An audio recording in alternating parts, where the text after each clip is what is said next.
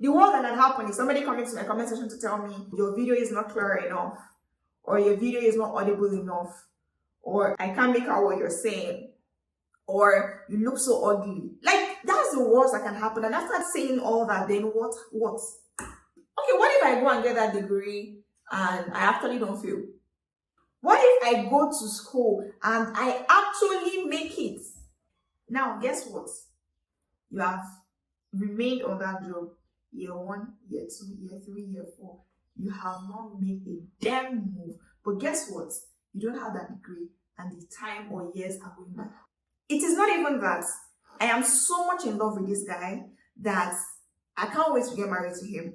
It is now a case of I have put in my time, my money, my resources into this relationship. So why won't I do everything within my powers to make sure that this relationship doesn't go sour? It is not bizarre, it is not crazy. There are reasons why we are usually afraid of starting over. Hi guys, welcome to the show. My name is Maranatha Abuja. On today's show, we're talking about something that is quite common between people who are within the ages of 27 and above. And I'm talking about this thing today because I feel like almost everybody I know has gotten to this stage or point in their life where it is sort of restricting us or caging us from doing exactly what we want. And what I am talking about today is the fear of starting over. Almost everybody I know who is above 27 have this common issue.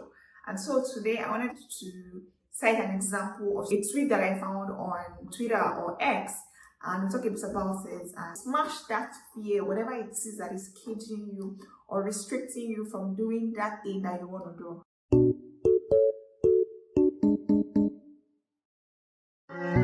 What is the fear of starting over? The fear of starting over is often referred to as neophobia or metathesophobia. This is often referred to as being scared or having the anxiety to make significant or big changes in your life.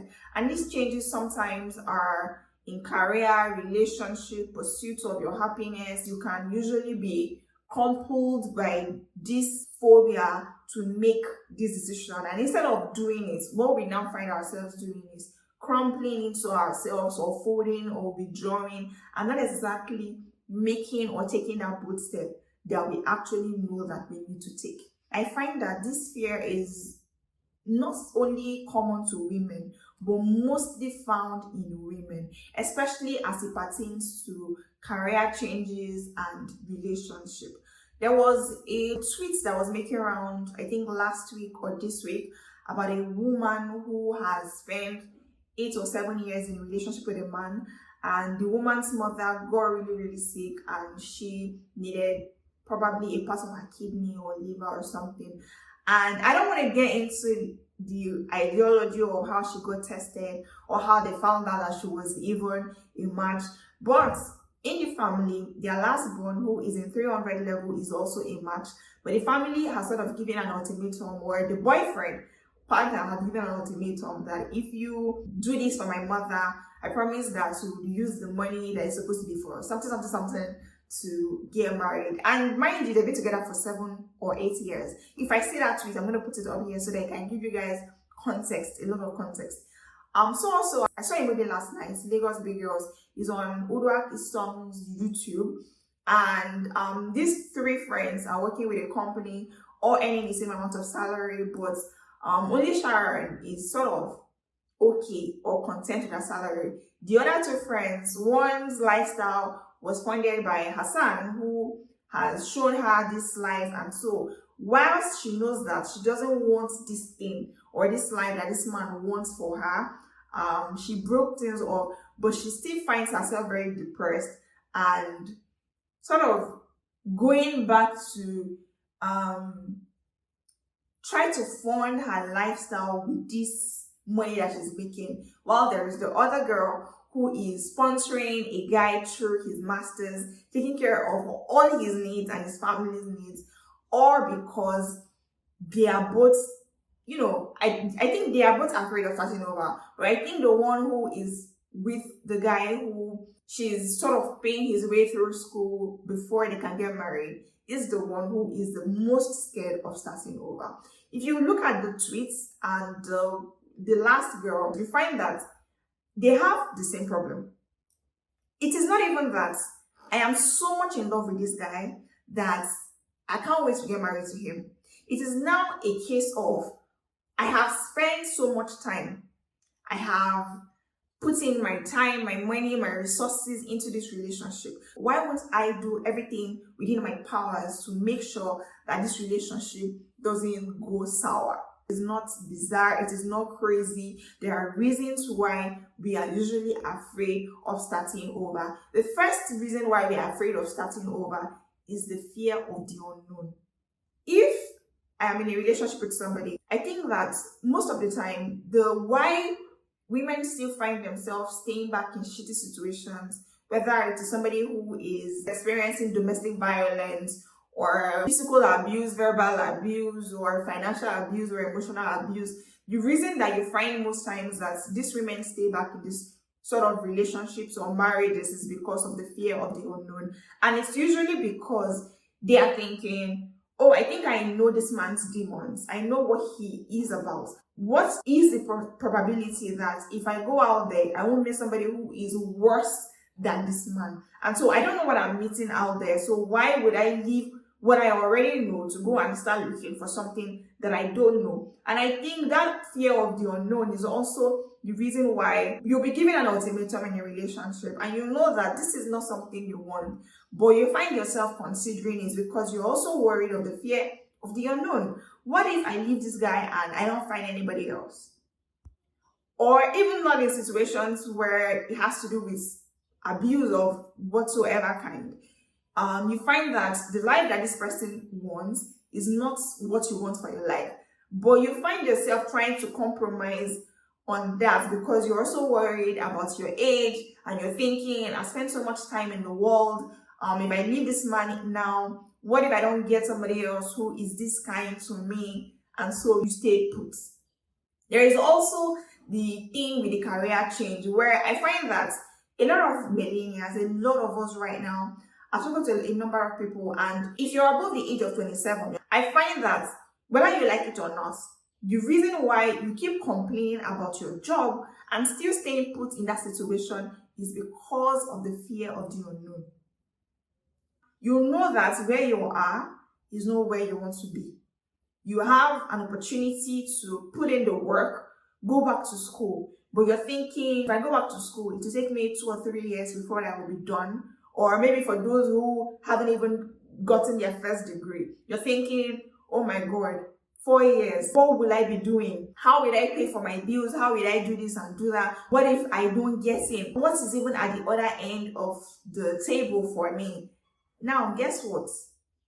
You have remained on that job year 1, year 2, year 3, year 4. You have not made a damn move. But guess what? You don't have that degree and the time or years are going by. So, wouldn't it be better for you to make a move? Be honest with yourself that the only thing that is keeping you from achieving that career or attaining that degree that you want is fear of your unknown. And so, make a move about it. Now, the second reason why you are scared of starting over is fear of failure. I won't even lie, I am also in this situation. Years ago, when I left uni, I knew that I wanted to have my master's. I had this big, lofty ideas of what I wanted. A year after school, things changed, my plans changed, and I decided, you know what, maybe I am not so keen on this plan anymore, and I want to do something else, and I went into writing. So why I love writing as much as I love what I studied in school, I have been telling myself that, I think the reason why I haven't made a move about this thing is because I can't finance my way through school, I can't do this and do that. But deep down, deep within me, I know that the reason why I haven't actually made a move on it is because I am scared of failing. Whether I like it or not, 8 years have gone by. I have not done what I initially said I wanted to do. The second thing I also said I wanted to do, I have also not achieved it. All because I am letting my fear of failure cripple me to the point where I'm telling myself, what if I had gone, I would have failed anyway. Meanwhile, I haven't actually put in the work to get that thing that I said I want to do done. Another thing that I think is very, very common is fear of judgment or fear of losing control. With the career thing, imagine a person who is 29, like me now. I don't have a first degree, but I'm worried that people are going to look into my life and say, you're going to get a first degree at 29? Why? What happened? But guess what? While people who are close to you or people who may have told you a couple of times or several times that you should go and get a degree, and you sat on your butt, being scared of failing or being scared of the unknown, what is at the other side of the tunnel, you don't know. And what you're not thinking about is people's judgments. Guess what? You being at home and not getting that first degree, people are already judging you. So how about you go back to school and let them judge you anyway? Put in your best efforts, and at the end of 4 years, you're out of the degree. The next thing is fear of losing what you have right now.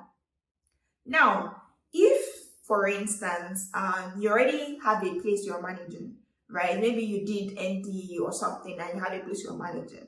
And now you going back to school or getting your life back on track means that you may no longer have that job. I know that there are companies that won't allow you even work and go to open university or something. So you need to give up that life. And what that means is you have to go back to looking for another means to finance your way through school and also live, comfortably in a way that you're still able to pay your bills.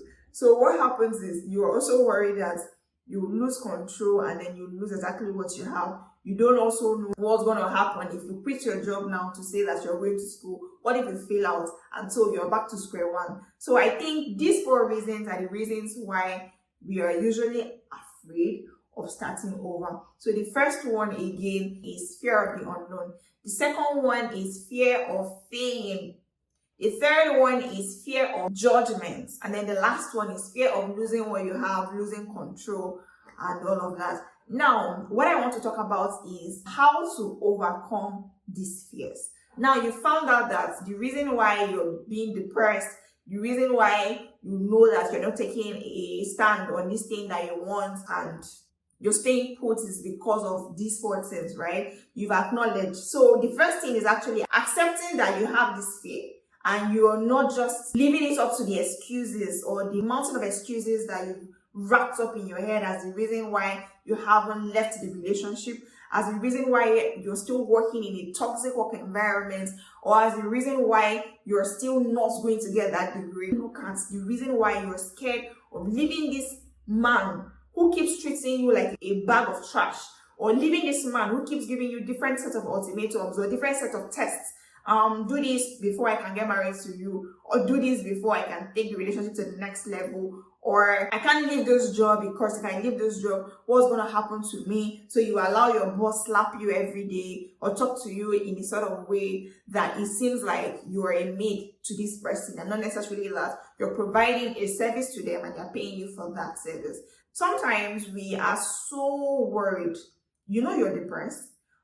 When somebody asks you, why are you depressed? You'll be like, I don't even know. There is also the thing with knowing the truth and refusing to acknowledge it. So you've already found out, you've realized that this thing that is wrong with me is because I am scared, right? I have understood where my fear is stemming from. The next thing now is focusing on the positive. Okay, what if I go and get that degree and I actually don't fail? Right? What if I go to school and I actually make it? What that means is it has opened another level of opportunity to me that wasn't or isn't available in this current state that I am in right now. Probably you've been wanting to start a podcast or start a YouTube, but you're also worried that you don't have the right gadgets, you don't have microphone. I'm talking to you guys right now, I don't have a microphone. I used to have a microphone. Now I don't have a microphone, but I'm still making do with my phone. I don't even have a camera, but I'm making do with what I have right now. So if you're worried of people's judgment, you're worried of not having the right gears, you're worried of the fear of the unknown. What's the worst that can happen? Ask yourself that. What's the worst that can happen? The worst that can happen is somebody coming to my comment section to tell me, oh, your video is not clear enough, or your video is not audible enough, or oh, I can't make out what you're saying, or you look so ugly. Like, that's the worst that can happen. And after saying all that, then what? The cocoa now is that what? You have started. Whether it is a degree, whether it is a podcast, whether it is writing a book, whether it is doing that passionate thing you always wanted to do, but you're so scared of how enormous this thing is that you haven't even made a single move. Now, if you've told yourself the truth, and this can go wrong, but what if this can go right? The next thing is setting realistic goals. A few years ago, if you had told me that within 2 years, I was going to have an apartment as big as this, I will tell you, you're a liar. Because as at 3 years ago, okay, let's say 4 years ago, I had just gotten off a job that I felt was too toxic for me. And I was earning 70,000 naira, 65,000 naira. I was on that job for almost 2 years. And the worst part wasn't really even about the pay. It was about the fear of thinking or knowing that you could be fired every month. So we were basically just making do with the job and trying to see if we can get other jobs. So it was a situation of, let me stay on this job and not quit the job and see if eventually I'll get something else and leave the job. But guess what? I ended up staying on that job for a year, 6 months. I started that job 2019, November of 2019, and then I quit January of 2021. Guess what? I was on that job for that long because I didn't even know that I would last that long, right? My idea was that I would stay on that job for as little as I could. Again, I got that job because I needed money really quickly to be able to sort medical bills. And I started to think, you know what, let me just stay back until I can get something else and go back to Lagos. As at the time I even came back to Abuja, my luggage, lots of my things were still in Lagos. What I had come home with was just something I could use and stay for like a month. And so all through my stay, I was wearing my friend's clothes, NK. I wore her clothes for that almost more than 6 months, even up to a year, before I decided, you know what, they haven't let me go. The possibility of going back to Lagos isn't even making sense to me anymore. I asked my flatmates at the time to wheel my stuff through post office and I picked them up. Again, staying on that job because what of the fear of the unknown. I have stayed on that job looking for a job. I didn't get any job. And then when January rolled by, when 2020, there was a COVID thing, and I also didn't want to leave a job and be stranded. At that point, money was not coming from my family. Anyway, I wasn't able to talk to my father at the time anyway. So it was just me trying to, meander my way through life. And so by the end of 2020, when, lockdown got lifted and all of that, I started to think, do you know what? In August of 2020, I started to fall really sick because at every point that I think of going to work, my body shuts down. I was very, very unhappy at that job. I would complain to anybody and everyone who cared to listen. So I started to fall sick. It was like almost like the whole of September. I wasn't even at the office up to 10 days. The whole of September. I started to tell myself, you have to quit this job. So I pulled through the whole of September. I got paid anyway. And then October, I actively started applying again. By November, I got an offer that wasn't so good. But I said, you know what, I'm going to quit this job. And so when December ended and January rolled in, I put in for resignation. I quit that job. And guess what? There's a 2 weeks policy, which is 14 working days or so. On the 17th or so, just like 2 days to the end of my 14 days, I wasn't still sure of the job that I said that I took in December, right? We haven't even started anything concrete. I got a call from this job that I'm currently working at, right? This office I'm currently working at.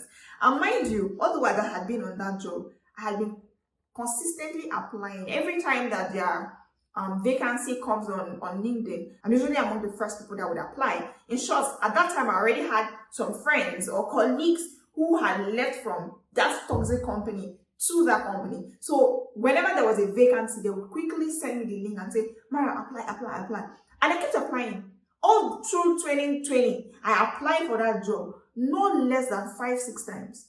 I never got a call back. The moment that I quit my job in that toxic company, guess what? 2 days to me leaving that company, I got a call back. So what was holding me back all along was me taking actionable steps.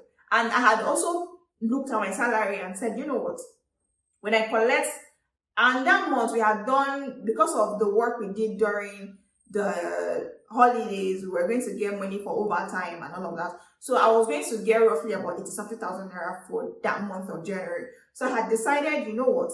I'm going to use this money this way so that it can take me into February, and then I would see what I can do before the March. I should have something substantial going on, and so you need to be realistic about your goals, be positive. And sometimes I think that the fear of the unknown makes us tell ourselves that we are not going to get the job. We're already telling ourselves, I'm not going to get this job. So that is why half the time you're not getting anything done. So if you set actionable steps, take a stand.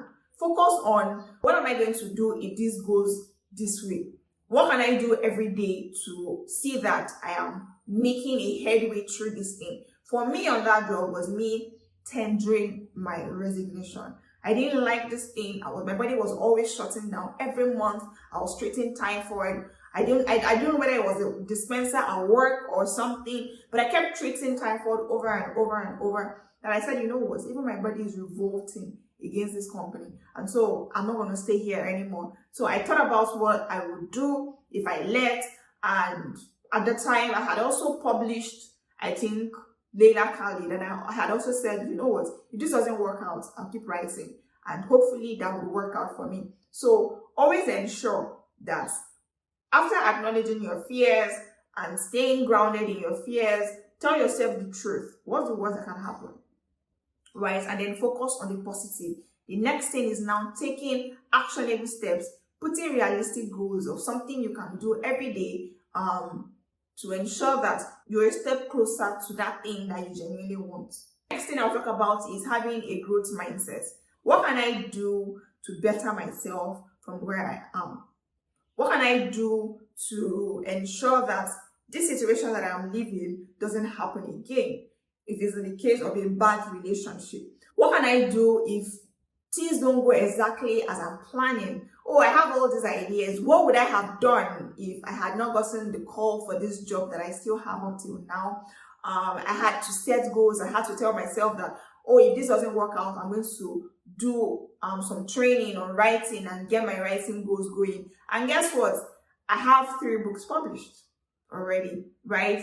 Layla Khalid was published in 2020. At 8 was published in 2021, and then at the end of 2022 I published Friendship Illusion. Now I'm on my way to publishing my 4th book. So imagine if I was still at that job where I was still getting depressed and falling sick all the time, I wouldn't have gotten anything done. So have a growing mindset. If this doesn't work out, what can I do? Will I sit down in my failure and not take actionable steps? What exactly would you do? Now, the last thing is to be patient with yourself. I know, again, like I said, I've spoken to a couple of my friends, and all of us have this whole thing about being very unhappy about our lives. We are very depressed. We are not happy about where we are. But guess what we are not doing? We are not trying to change that situation. And because we're not trying to change that situation, a year goes by, 2 years goes by, 3 years goes by, and now we are frustrated with ourselves. Why haven't you done this or that? Also, because you left your job, your old job that was paying you okay, to go and take a degree, and now you're in this bad situation that you don't even have money to pay maybe your next semester school fees, and you're frustrated with yourself, telling yourself, why did you even leave that job in the first place? You have to learn to be patient with yourself, or that you left an 8-year-old relationship because he was being somehow or not treating you how you want, or not, you're not even in love anymore, but because you think you spend so much time, you have to soldier on and keep soldiering on. Guess what? 2 years, 3 years will go by, nothing has actually changed in that situation. So why are you still there? And again, I think sometimes we are also so scared to think about the fact that you don't have to get married before a certain age in your life. You don't have to get married at a certain point in your life. And I know with women it's a lot more complicated because you're worried about your biological clock, you're worried about the number of children you can give birth to, you're worried about the health of those children, you're worried about, all of those things, which fair enough. But there are also things you can do. Honestly, there are things you can do. Right now, I'm focusing on why you must do a certain thing to conform to this man that you want to get married to, or why you must force your way through this toxic job or career path that you're on, despite the fact that it doesn't make you happy. So please, I feel like if you're already acknowledged your fear, you have to think about the positive. You also have to think about the years are rolling by. You spent how many years? You're still there. What if you had left that situation and you've gotten something better?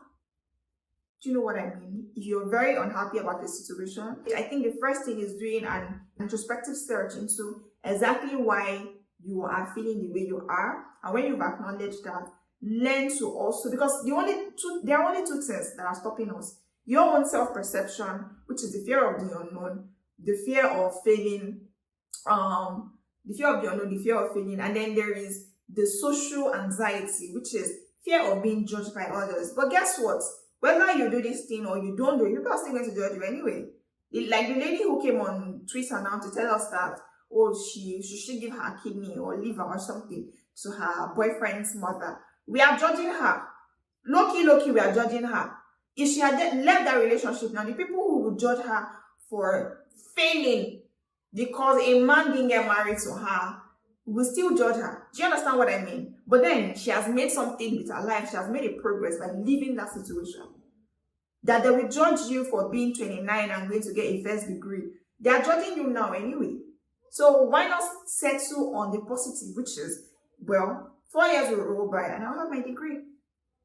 If there is something in your life that is making you very unhappy, change the situation. If you think your life is too boring, make new friends. Get new hobbies. If you think you want to start a podcast or a YouTube, start anyway. I've long overcome my fear of not getting monetized. Long overcame that. And so now I'm just like, I love creating videos. I like talking to people. So why not just do it? If I get monetized, this is what I've always wanted. But if it doesn't come, so be it. I'm still doing something. People who are watching me will get 1 or 2 values from what I'm saying. So learn to stay in the positive. You're unhappy about the situation, change it. Nobody's going to change it for you. I said this thing last week. Nobody is going to manage your life for you. Nobody's going to make decisions for you anymore. And so also, whatever judgment is coming, whether you do good or you do bad, people will judge you for it. So do good or do something positive for your life. It is your life anyway. So this is where I would end the show. If you have anything to add to this, please type in the comment section. Don't forget to subscribe if you like this video, or you come here week in, week out to watch my videos. Please subscribe. Please share to your friends and families. Please click on the notification bell so that anytime I put up new videos, you'll be among the first persons to know. Thank you guys to my returning subscribers. Those of you who keep coming back week in, week out to watch my videos or listen on Spotify, Read with Mara. Thank you so much. I really love you guys. Then see you in my next video. Bye-bye.